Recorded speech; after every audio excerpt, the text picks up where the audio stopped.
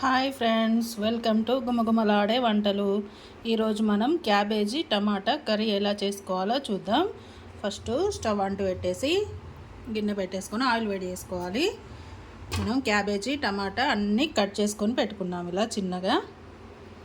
ఇప్పుడు ఆయిల్ వేడెక్కింది, దాంట్లో పచ్చిమిర్చి వేసేసుకుందాం.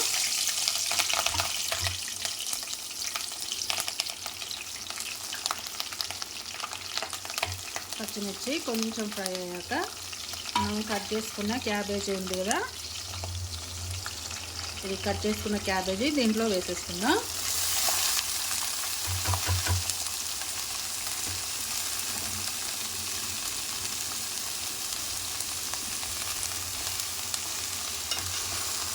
దీంట్లో వేసేసుకొని మొత్తం అంతా ఒకసారి కలుపుకుందాం.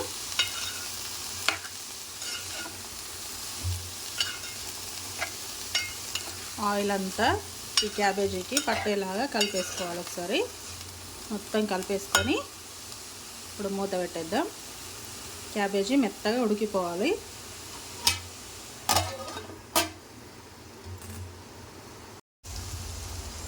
చూడండి, క్యాబేజీ మధ్య మధ్యలో మూత తీస్తూ కలుపుతూ ఇలా ఫ్రై చేసుకోవాలండి దీన్ని.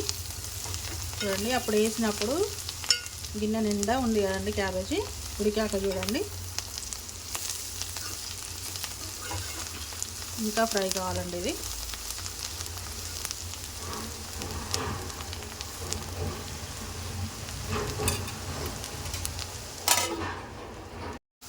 చూడండి, ఇలా ఫ్రై కావాలండి క్యాబేజీ. ఇలా ఫ్రై కావాలండి. ఇలా ఫ్రై అయ్యాక దీంట్లో మనం అల్లం వెల్లుల్లి పేస్ట్ వేసుకుందాం.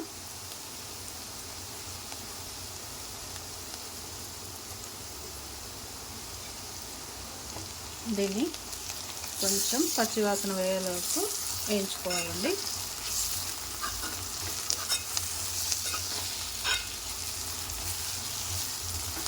ఒక 2 నిమిషాలు అలా ఫ్రై చేసుకుంటే అల్లం పేస్ట్ పచ్చివాసన వెళ్ళిపోతుందండి.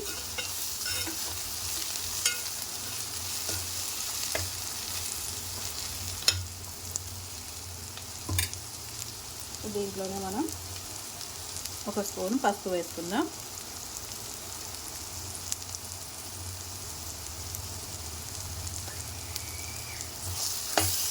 ఇదంతా ఒకసారి మంచిగా కలుపుకోవాలండి.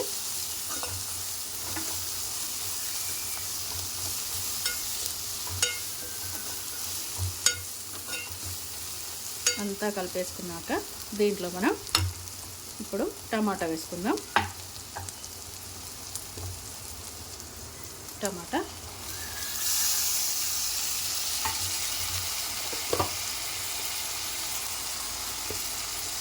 టమాటా ఒక స్పూను సాల్ట్ వేసుకున్నామండి. టమాటా ఉడకాలి కదా, ఒక స్పూన్ సాల్ట్.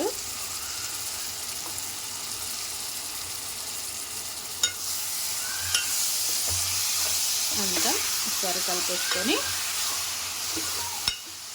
ఇప్పుడు మూత పెట్టేసి టమాటా ఉడికించుకుందాం.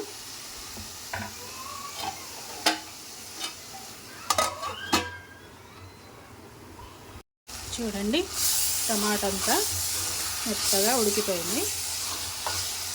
చూసారా ఎలా ఉడికిపోయిందో.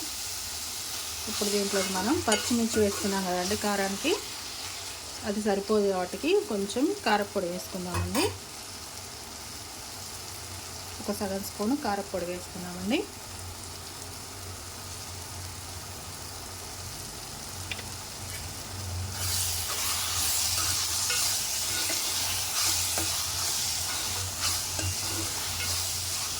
స్టవ్ చిన్నగా పెట్టేసి ఒక 2 నిమిషాలు ఉడికించుకుందామండి. కారపొడి ఉడకాలి కాబట్టి ఒక 2 నిమిషాలు ఉడికించుకుందాం.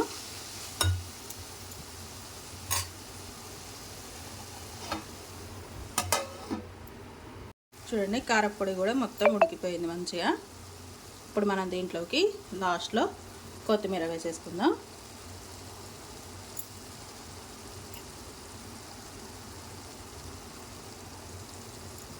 కొత్తిమీర వేసుకొని స్టవ్ ఆఫ్ చేసి ఒక్కసారి మొత్తం కలిపేసుకున్నామండి.